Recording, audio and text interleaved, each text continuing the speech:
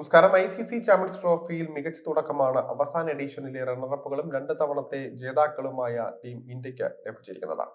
Group ഘട്ടത്തിലെ ആദ്യത്തെ 2 കടമ്പകളും വിജയകരമായി പിന്നിട്ട രോഹിത് ശർമ്മയും സംഘവും സെമി ഫൈനലിന് കയ്യെത്തും ദൂരത്താണ്.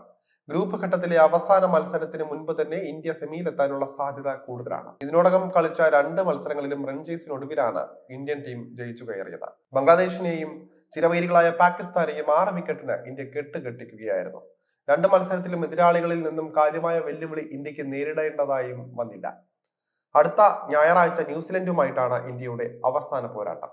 ഇതും ജയിച്ച് രാജകീയമായി സെമി ഫൈനലിലേക്ക് മുന്നേറുകയാകും ഇന്ത്യയുടെ ഇനിയുള്ള ലക്ഷ്യം. പക്ഷേ പാകിസ്ഥാനോ ബംഗ്ലാദേശോ പോലെയല്ല, കിവികളോട് ഇന്ത്യ തോൽക്കാനുള്ള സാധ്യത കൂടുതലാണ്. ഇതിന്റെ കാരണങ്ങൾ എന്തൊക്കെയാണെന്ന് നോക്കാം. പാകിസ്ഥാൻ, ബംഗ്ലാദേശ് എന്നിവരുമായി താരതമ്യം ചെയ്യുമ്പോൾ ന്യൂസിലൻഡ് ഒരു സമ്പൂർണ്ണ ടീമാണെന്ന് പറയാൻ കഴിയും. പക്ഷേ ബംഗ്ലാദേശിനും പാക് ടീമിനും പല പോരായ്മകളുണ്ട്.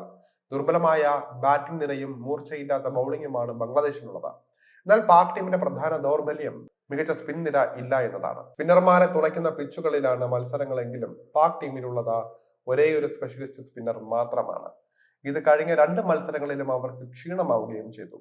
അതുകൊണ്ട് തന്നെ പാകിസ്ഥാൻ, ബംഗ്ലാദേശ് എന്നിവർക്കെതിരെയുള്ള ഇന്ത്യയുടെ വിജയങ്ങൾ കാര്യമാക്കേണ്ടതില്ല. ഇന്ത്യയുടെ യഥാർത്ഥ അഗ്നിപരീക്ഷ ന്യൂസിലൻഡുമായിട്ടാണ് വരാൻ പോകുന്നത്.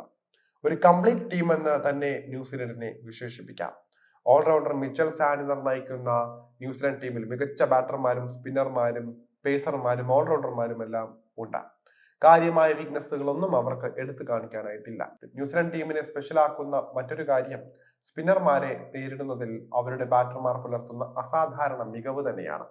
നിലവിൽ ലോക ക്രിക്കറ്റിൽ തന്നെ സ്പിന്നർമാരെ ഏറ്റവും നന്നായി കൈകാര്യം ചെയ്യുന്നത് അവരാണെന്ന് പറഞ്ഞാലും അതിൽ തെറ്റൊന്നുമില്ല.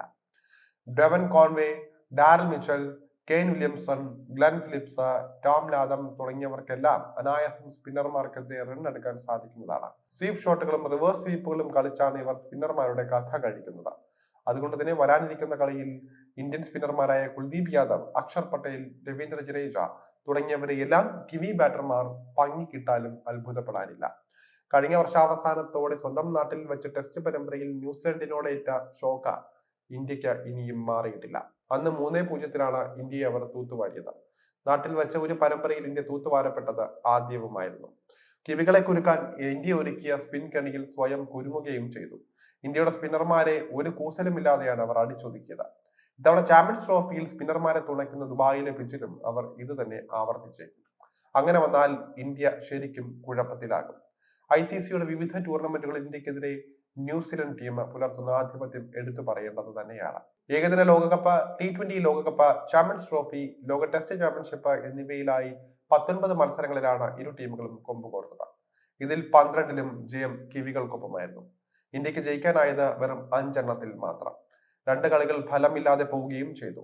ഇന്ത്യക്കെതിരെ ന്യൂസിലൻഡിന്റെ ആധിപത്യമാണ് ഈ കണക്കുകൾ ശരിവെക്കുന്നത്.